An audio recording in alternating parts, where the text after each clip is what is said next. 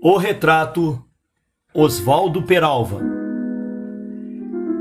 Parte 24. Uma reunião democrática. No mesmo dia 25 de agosto de 1956, em que desembarquei no Rio, procurei contato com camaradas ligados à direção do partido, a fim de comunicar minha presença.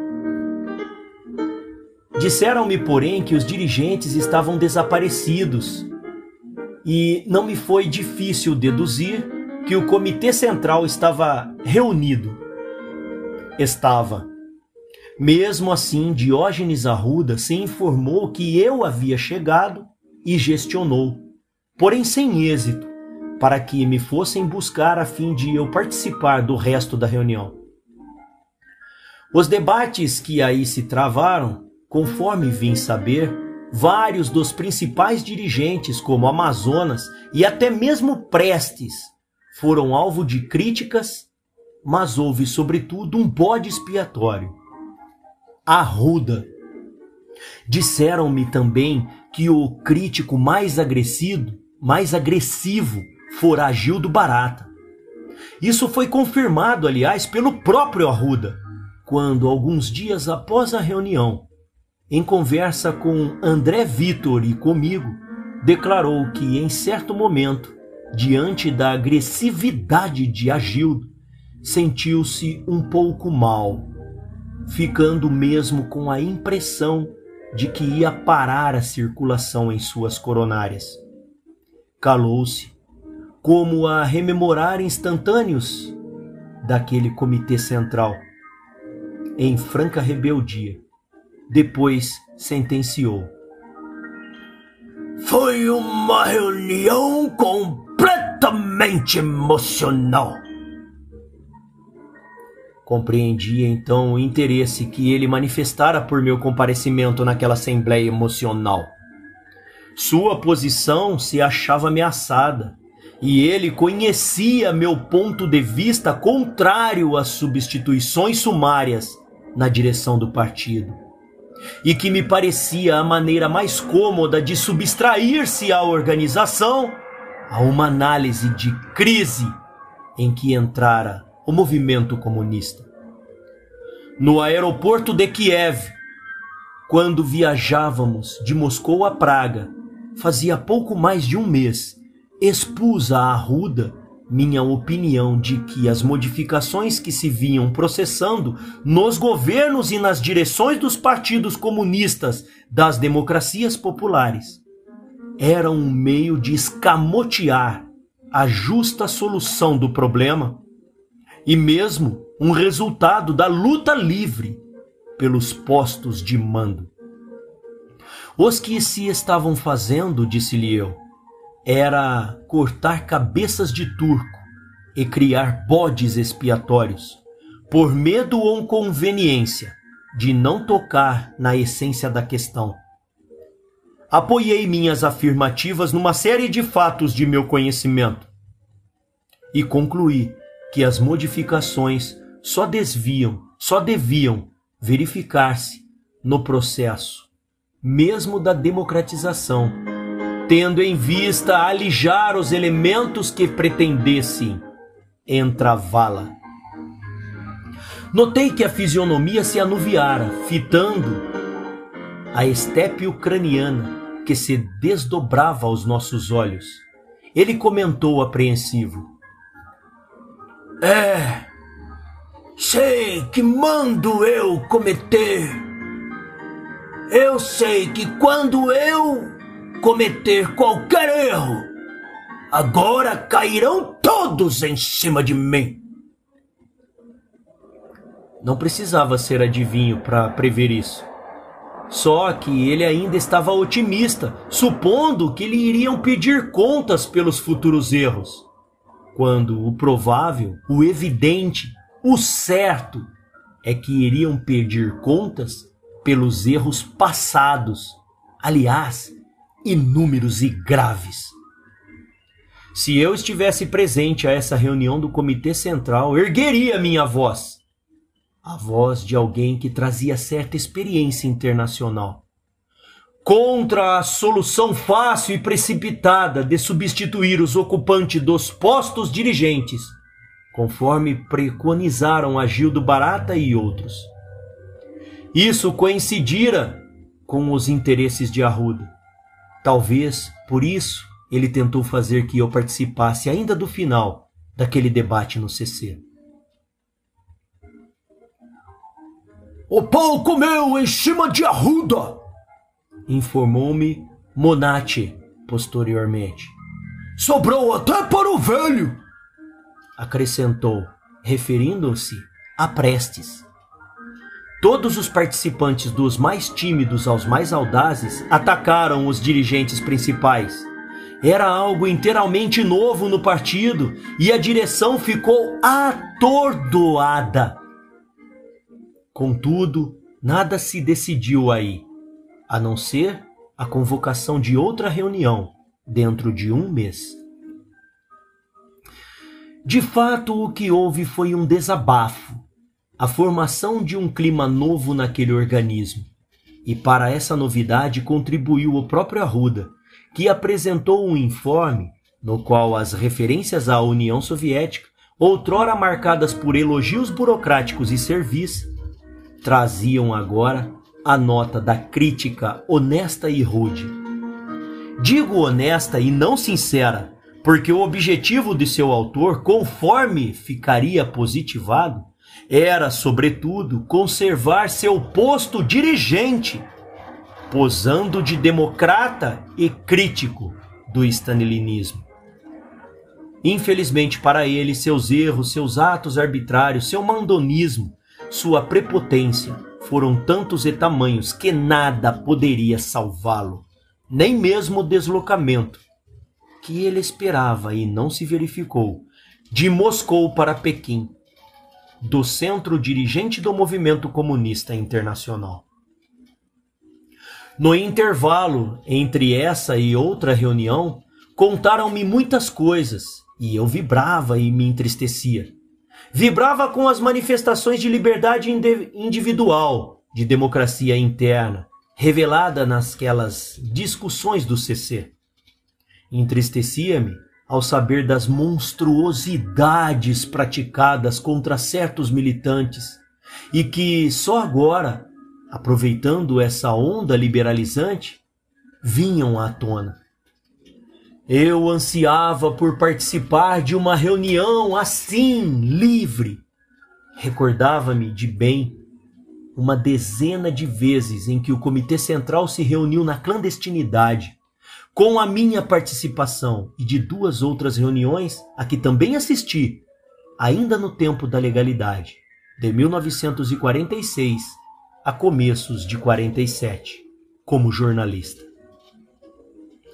Em uma dessas reuniões legais, vi como Prestes ameaçou a Pedro Carvalho Braga, que era membro do CC e secretário político do Comitê Metropolitano, isto é, partido no Distrito Federal.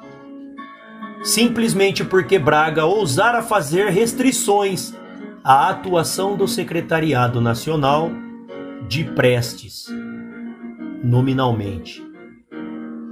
Essa crítica foi considerada um ataque à direção e Prestes afirmou que isso não seria mais tolerado.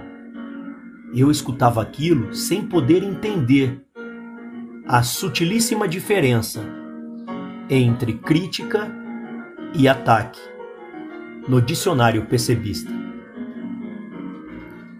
Vi também como Arruda elevou um camarada à suplência do CC e como sustou a promoção de um suplente a membro efetivo numa mesma reunião clandestina em março de 1952. O indicado para a suplência do Comitê Central era meu futuro colega na escola do PCOS, Carleto Ferrer Favalli. Apresentando-o, Arruda nem lhe mencionou o nome verdadeiro. Disse apenas o nome de guerra. Pronunciou umas poucas palavras afirmando que se tratava de um bom camarada de origem operária, que a princípio não se destacara, mas que agora estava desenvolvendo-se muito. Quem estivesse de acordo com a sua promoção a suplente levantasse o braço. Ninguém perguntou nada. Ninguém pediu um esclarecimento sequer. Todos estavam de acordo. Todos ergueram os braços, inclusive eu, por mero intuito, pois sendo convidado, só tinha direito à voz e não a voto. Daí a pouco foi feita uma nova votação para promover outro camarada, este de suplente a membro efetivo do CC. Mas esse camarada quis falar, foi à tribuna e disse que, antes do mais, era preciso esclarecer que, contrariamente às acusações feitas a ele por Grabois, em conversa com certos camaradas, jamais aspirara ao lugar de secretariado da organização do PCB ocupado por Arruda. Este ficou possesso, tanto mais que se achava presente o secretário-geral do PC paraguaio. Fez então um longo discurso, declarando por fim que aquele camarada não estava à altura de ser membro do CC. E por isso autocriticava-se de haver preposto sua promoção e assumia a responsabilidade de retirar a proposta. E não houve votação. Convém notar que o camarada não promovido estava longe de ser ingênuo. Sabia o que estava fazendo, imaginava as consequências, mas tinha fibra e personalidade. Afora esse, tive a oportunidade de assistir algumas manifestações de independência partidas de Chiquinho e Agildo Barata, numa ou noutra reunião do CC. E só. E a maioria dos convidados não só deixava de se portar altivamente, como chegava ao ridículo dos exageros. Ao subir à tribuna e antes de entrar no assunto da sua alocução, fazia profunda reverência ao secretariado do partido e a nosso sábio comitê central, pela oportunidade que lhe dava de ocupar naquele momento a mais alta tribuna de nosso país, a tribuna do comitê central do PCB. Pensava em tudo isso e não queria acreditar no que me diziam sobre a última reunião do CC. Era demasiado belo para ser verdadeiro. Falar o que quisesse, sem ser chamado de piroquete. Expressar pontos de vistas pessoais sobre os mais sérios problemas do movimento comunista, em plena reunião do CC, sem ser acusado de desvios na linha, nem ameaçado de excomunhão. Fazer prevalecer o argumento sobre a autoridade do dirigente, debater na verdadeira acepção da palavra. Foi com alegria, pois que recebi a convocação em fins de setembro para atender a um ponto. Ali, chegando de madrugada, mandaram-me entrar num automóvel e fechar os olhos, ainda em pleno centro da cidade. Lá dentro encontrei 2 camaradas, já de olhos fechados. Falei com eles. Reconheceram-me pela voz. Houve breves manifestações de contentamento por aquele encontro. Dada a qualidade dos passageiros, não tive dúvida de que iríamos mesmo para uma reunião do CC. 20 minutos depois o carro parou. Subiu Arruda, a quem logo identifiquei pela fala. Ele e o motorista eram as 2 únicas pessoas que viajavam de olhos abertos e controlando-nos. O motorista de vez em quando mudava a posição do espelho para examinar se os olhos de seus passageiros estavam bem fechados. Nos trechos pouco iluminados, Arruda usava, para o mesmo fim, um flashlight. Quando fechei os olhos eram cerca de 3 horas da manhã. Às 6 horas, chegamos a uma chácara, onde funcionava uma escola do PCB. Mas agora, em vez de alunos componentes de uma nova turma, estavam chegando membros e convidados do Comitê Central. Ao descer do automóvel, o camarada que tomava conta da chácara me conduziu pelo braço até a porta da casa. Mandou-me que abrisse os olhos e diante de mim estava a Arruda, que me chamou a um canto e perguntou: "Que é que há por aí nos meios intelectuais?" "Nada. Comentários."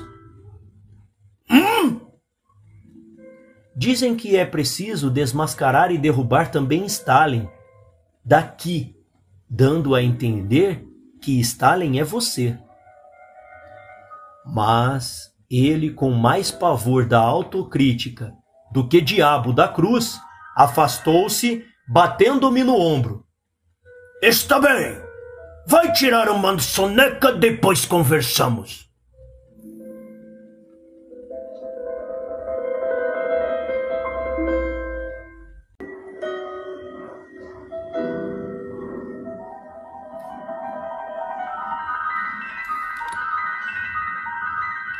Fazia 5 dias que me encontrava naquela casa. Toda madrugada um automóvel despejava ali vários dirigentes, vindos de todos os cantos do Brasil. Cada manhã defrontávamos caras novas, camaradas a quem não víamos desde anos. Em total, reunimos-nos cerca de 50 pessoas, entre membros efetivos e suplentes do Comitê Central, e convidados especiais da direção. Antes que se iniciassem os debates, houve numerosas reuniões de corredor.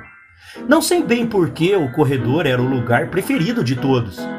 Estavam ali 2 camaradas conversando, chegava outro. Eles se encostavam na parede para dar passagem, mas outro não passava. Ficava, intrometia-se na conversa, chegavam outros mais, formava-se um pequeno grupo. Mais adiante, outros grupos também conversavam. Foi aí que surgiram as ideias mais democráticas, as atitudes mais combativas, as trocas de informações, de denúncias e experiências que iriam ganhar corpo nos debates do plenário. E por toda parte, aquela alegria pura e selvagem de escravos rebelados. Certo dia, querendo pôr à prova o que lhe restava de autoridade, Arruda se aproximou de um desses grupos e reclamou: "Oh, minha gente, vocês estão vendo um barulho dos diabos? Estão fazendo esse barulho? Falem mais baixo!" Disse isso e voltou. Júlio, ex-operário paulista, descendente de italianos, membro do CC, comentou rindo: "Ele vem com essa cara feia para ver se ainda impõe respeito. Coitado! É um leão sem dentes. Não mete medo em mais ninguém." Amazonas, cauteloso, passava e sorria. Embora fosse ele, dentre todos os dirigentes, o mais conservador, insensível como uma pedra ante a onda da renovação que se espraiava pelo partido inteiro, notou que a posição de Arruda era insustentável e se pôs na tocaia para, no momento oportuno, desferir-lhe o tiro de misericórdia e ocupar-lhe o posto de dirigente segundo do PCB. Ele já possuía no Comitê Central sua esfera de influência pessoal, constituída por elementos que o bajulavam e que foram eleitos para aquele organismo por sua indicação. Agora precisava agir com cuidado, manobrando para que os grupos mais exaltados do partido devorassem Arruda e se acalmassem, contentes com essa vitória. Nesse caso, a cadeira de subchefe do PCB, ficando vazia, escorregaria automaticamente para debaixo de seu assento. Não era assim que vinham acontecendo em vários países de democracia popular? Quando já se achava presente todos os membros do Comitê Central, houve uma reunião especial de meia hora, da qual foram excluídos convidados. No momento em que fazia a chamada do pessoal para essa preliminar, vi claramente sentado um velho dirigente do partido, ex-militar, participante do movimento, armado, de 1935. Notando-o assim distraído, bati palmas e o adverti. Oba! Estão chamando para uma reunião só de membros do CC. Não sou mais do CC. Não? Por quê? E ele, com displicência, até mesmo com desprezo. Me tiraram, a mim e outros. Puseram umas meninazinhas em nossos lugares. Essas meninazinhas eu iria consultar depois. Eram as mesmas que constituíam a corte de José Souza na escola em Moscou. Agora esvoaçavam em torno de Amazonas e faziam parte de sua esfera de influência no Comitê Central. Porque Amazonas estava com ares de quem ia abocanhar o posto de Arruda. Quanto a Marighella, tinha perdido o bom humor. Mesmo depois que, premido pelas vicissitudes de sua vida comunista, abandonou a faculdade de engenharia em Salvador, continuou com o espírito jovial de estudante. Nas prisões onde sofreu torturas físicas e humilhações dos carcereiros e onde passou vários anos cumprindo pena por suas atividades políticas, no parlamento, onde atuou como deputado federal durante 2 anos, e nas reuniões clandestinas de que participava após a cassação de seu mandato de parlamentar. Ele era sempre visto contando anedotas, rindo, fazendo blagues. Agora eu o via a um canto da sala, na penumbra, remexendo nos papéis, e quase não o conhecia. Estava solitário e lúgubre. Bené, a quem chamei a atenção para o fato, comentou: está atravessando uma crise muito forte, depressão nervosa, segundo nos diz sua mulher. E eles têm passado as últimas noites inconsolável, chorando como criança de peito.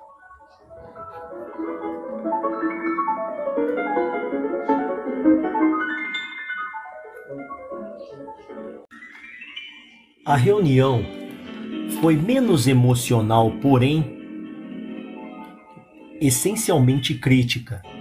Instalou-se um aparelho de gravação em fitas dos debates do plenário, a fim de ser enviada depois a Prestes, que continuava ausente, para que ele pudesse sentir melhor como decorreram os trabalhos. Assim é que ele pôde escutar a voz de camaradas outrora humildes, reclamando-lhe a presença, em nome da luta contra o culto à personalidade, e argumentando: será que o camarada Prestes sozinho é mais importante que todo o Comitê Central aqui reunido? Continuando a passar a fita, haveria de ficar com os cabelos arrepiados diante deste diálogo curto entre os dirigentes do Comitê Regional do Rio, Juvenal, convidado para aquela reunião, e Agildo Barata.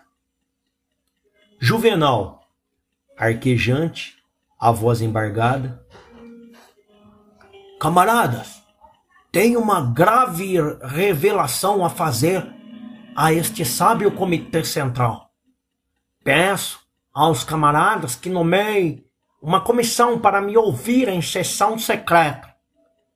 Posso trazer testemunhas que escutaram com seus próprios ouvidos o que um membro deste alto organismo disse em casa de seus companheiros. É muito grave, repito, mas estou pronto a assumir a responsabilidade e arcar com todas as consequências desta denúncia. Vozes exigiram que fosse concreto, sucinto, que desse alguma indicação do fato. Do contrário, não se poderia nomear tal comissão.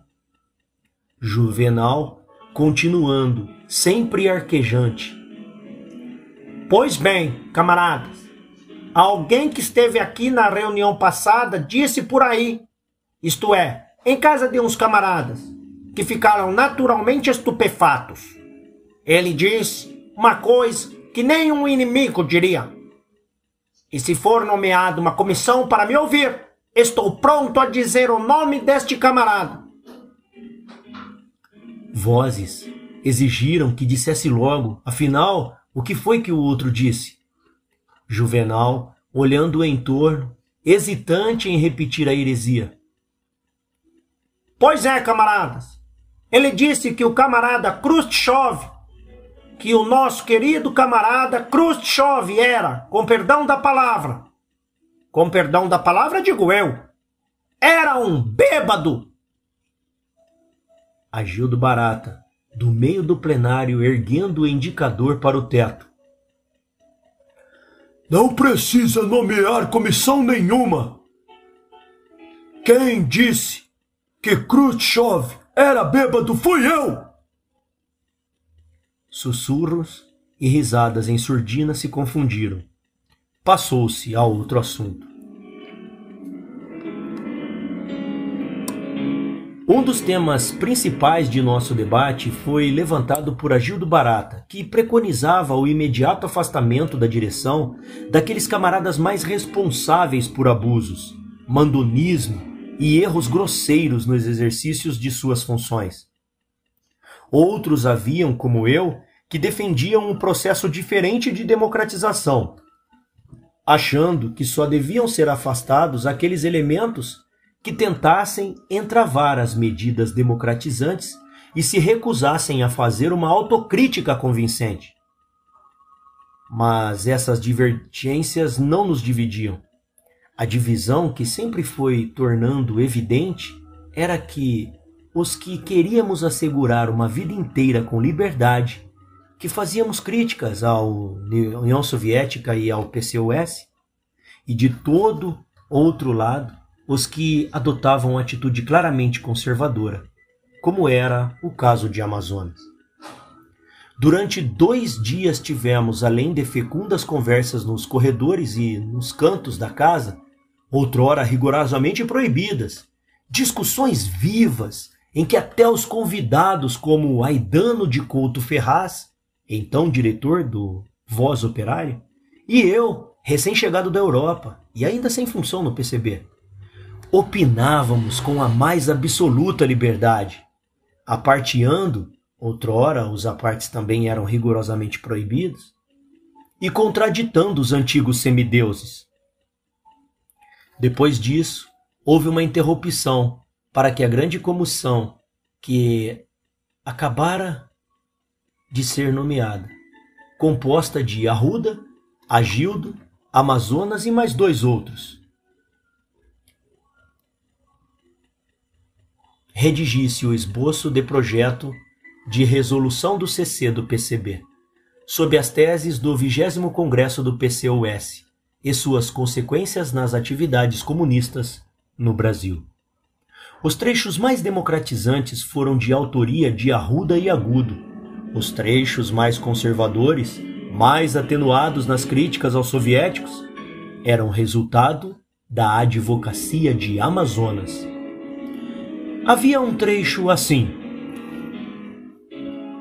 a anomalia existente nos órgãos dirigentes superiores do partido projetava-se com maior ou menor intensidade na vida de todos os organismos intermediários e daí para as organizações de base, cuja atividade política era sufocada em consequências desses métodos.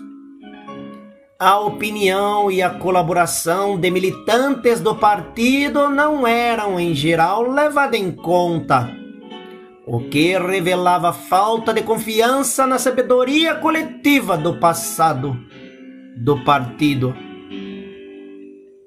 Um excessivo centralismo, a arrogância e autossuficiência dos dirigentes, um sistema de madonismo de cima a baixo, uma disciplina igual militar, em vez de disciplina consciente e voluntária, uma falsa e injusta política de quadros, críticas violentas e intempestivas, que criavam um ambiente de intimidação, predominavam em nossa atividade, caracterizando mesmo a vida do partido, e levaram ao afastamento de muitos quadros e militantes.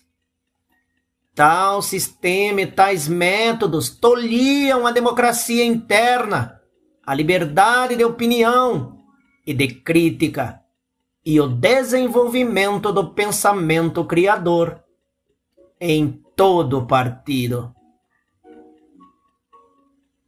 Não se podia ter dúvidas. Isso era trabalho de Agildo e Arruda. Examinamos outro trecho. Sob o ataque furioso da questão de todo o mundo capitalista, o povo soviético, dirigido pelo Partido Comunista, teve que travar uma luta amarga e impiedosa para defender o Estado socialista. Dentro deste quadro surgiram graves erros, sérias injustiças, violações da legalidade socialista e o abuso contra certas minorias nacionais. Só em sua perspectiva histórica é que podemos apreciar corretamente os erros e compreender as suas causas. Não podia se ter dúvida. Amazonas andou amaciando a crítica e seus patrões soviéticos. Em determinado momento, no intervalo de debates, eu o ouvi conversando com certo elemento de sua esfera de influência. Tratava-se de um jovem paulista, ex-operário, descendente de espanhóis, um belo rapaz, mas de uma beleza algo feminina, com uma delicada feição de donzela e cabelos pretos, sempre muito bem penteados para trás. Na escola em Moscou fazia parte da corte dos bajuladores, sendo promovido sem escalas, diretamente da base ao comitê central. Agora a Amazonas procurava conquistá-lo para sua esfera de influência, conversava a miúde com ele. No jogo de dominó, escolhia-o sempre para seu parceiro, aconselhava-o, dava-lhe instruções. E eis que o rapaz bonito subiu à tribuna e começou com sua fala mansa. Camaradas, aqui se diz no projeto, todos chocamos com a gravidade dos erros cometidos por Stalin e pelo Comitê Central do PCUS, sob a direção de Stalin. Grande estranheza. Além disso, causou-nos o fato de a denúncia dos erros de Stalin ter chegado ao conhecimento de todos nós, de nosso partido e de nosso povo, através da imprensa burguesa. Ora, camaradas, está claro que este trecho se refere ao relatório secreto atribuído ao camarada Khrushchev. E nós não temos certeza se esse relatório é autêntico. Interrompi-o. A mim causa surpresa ouvir um membro deste comitê central afirmar que ignora se o relatório secreto de Khrushchev é autêntico ou não. Penso que alguém aqui, como membro da delegação do PCB ao 20º Congresso do PCUS, tinha o dever de informar que o relatório é autêntico, porque em Moscou recebeu sua leitura. De minha parte, assegurar que é autêntico, eu posso, porque também eu o recebi oficialmente sua leitura. Já sabemos que é autêntico, gritou Agildo. Fomos iludidos, fomos tapeados. O rapaz desistiu de falar e desceu da tribuna de cabeça baixa. Mas só depois é que fui compreender o rompante de Agildo e sua exclamação de que fora iludido e tapeado. É que os comunistas brasileiros, como os de quase todos os países do mundo, só foram tomar conhecimento do relatório secreto de Khrushchev, como afirmava o projeto de resolução através da imprensa burguesa. E quando alguém antes da chegada de Arruda insinuava que o relatório deveria ser autêntico, Agildo, por exemplo, esbravejava. Que nada! Isso foi forjado pelo Departamento do Estado norte-americano. Agora extravasava sua revolta, assustando o rapaz de cabelos pretos bem penteados aos gritos de fomos iludidos, fomos tapeados. Tomando como pretexto um ponto do projeto de resolução, Marighella fez um discurso inflamado sobre a conquista da legalidade para o PCB. Nem parecia o homem taciturno dos últimos dias, o homem aturdido que passava as noites em branco e em pranto. Tornou-se todo entusiasmo, todo certeza de que o PCB iria voltar a ser um partido legal, crescer, conquistar as massas, avançar a todo vapor para os seus objetivos históricos. Depois dele, falou Arruda, propondo que se designasse uma comissão, ali mesmo, composta de 2 dirigentes e de um advogado do partido, a quem se fazia posteriormente a comunicação, para que tratasse das medidas jurídicas do trabalho com os aliados e da campanha de massa, a fim de trazer imediatamente para a legalidade o PCB. Nesse momento, mediante acordo entre todos nós e em face da imensa quantidade de propostas, decidiu-se que cada proposta haveria apenas 2 oradores, cada qual dispondo de 3 minutos. Um falaria a favor, outro contra, passando em seguida à votação. Mas, diante do que propusera Arruda, aparentemente baseado no discurso oco de Marighella, pedi que se transferisse a discussão desse assunto para o final dos trabalhos. Aleguei que o plenário não poderia decidir sobre uma questão dessa importância, valendo-se dos argumentos a favor e contra, expendidos em apenas 6 minutos. Declarei imaginar que o proponente tivesse dados concretos para julgar da viabilidade dessa campanha. Afinal, era da direção. Possuía, de certo, elementos convincentes da justeza de sua proposta. Mas o plenário não estava nas mesmas condições que ele. Acrescia ainda o fato de que, recentemente, o partido se lançara com todo vigor numa campanha de objetivos muito menores, visando a obter anistia para os comunistas presos, condenados ou processados, e não teve êxito. Como se justifica o lançamento em seguida de uma campanha dessa magnitude? Confesso que meu propósito não era apenas democratizante, tendo em vista contribuir para que o Comitê Central deixasse de votar no escuro, sem saber o que votava, como ocorria em tantas reuniões anteriores de que participei. Por isso, exigi que se apresentassem os dados indispensáveis para uma votação consciente. Mas, no íntimo, eu supunha que a direção, o secretariado, de posse de novos elementos, acordos políticos secretos com autoridades governamentais, ou de dirigentes de partidos importantes, ou membros do Superior Tribunal, etc. Discutira profunda, séria e demoradamente a questão, antes de submetê-la ao Comitê Central através de 2 de seus membros mais responsáveis. Eu conhecia toda uma série de exemplos negativos, de aventuras praticadas por ordem da direção do PCB, que causaram enormes prejuízos e até morte de abnegados militantes.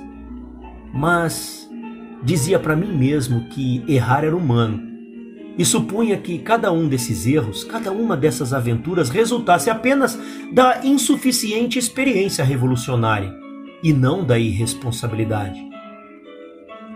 E qual não foi minha estupefação, quando, ao concluir a fundamentação do meu pedido para que a questão fosse debatida em todos os seus aspectos, vi Arruda levantar o dedo e dizer esta coisa clamorosa: "Retiro minha proposta!" E nem Arruda, nem Marighella, nem Amazonas, ninguém se dignou reabilitar a proposta. Os debates continuaram em torno de outras questões, mas durante alguns minutos eu fiquei alheio a tudo. Compreendera de súbito, conforme, aliás, a realidade iria demonstrar que não havia elementos novos. Não havia condições novas que favorecessem a legalização do PCB. Talvez o objetivo deles fosse apenas fazer cessar os ataques contra a direção. Inventar um falso motivo de entusiasmo. Mas o assunto morreu. Outro tema estava em discussão já. Os camaradas aperteavam, contra-aperteavam. Eu, absorto, imaginando comunistas a arrancar greves nas fábricas, com palavras de ordem pela legalidade do PCB. E depois vários operários sendo demitidos e passando fome por causa dessa aventura de alguns dirigentes nossos. Pensava nos jovens estudantes a realizarem comícios relâmpagos e serem presos e espancados pela polícia por causa de uma agitação inútil. Durante o resto da reunião, não se falou mais na legalidade do PCB. Falou-se em outras coisas. E um dos que mais falaram, talvez o que maior número de vezes falou, foi Agildo Barata. A cada argumento reacionário, ele se erguia para dar combate. A cada argumento progressista, ele se erguia para dar apoio. Havia os cautelosos, que se abstinham de opinar, alegando não conhecer bem o assunto. Havia os calculistas, que procuravam primeiro notar a tendência da maioria, para então a ela se filiar. Havia as menininhas de Amazonas, que se limitavam a sorrir e a regalar os olhos. Havia alguns radicais nas conversas de corredor, que guardavam no plenário atitude comedida. Havia as velhas raposas que faziam chantagem, manobras, composições. E havia um pequeniníssimo número de camaradas que falavam sem reserva, de peito aberto, com sinceridade. À frente deles estava Agildo Barata.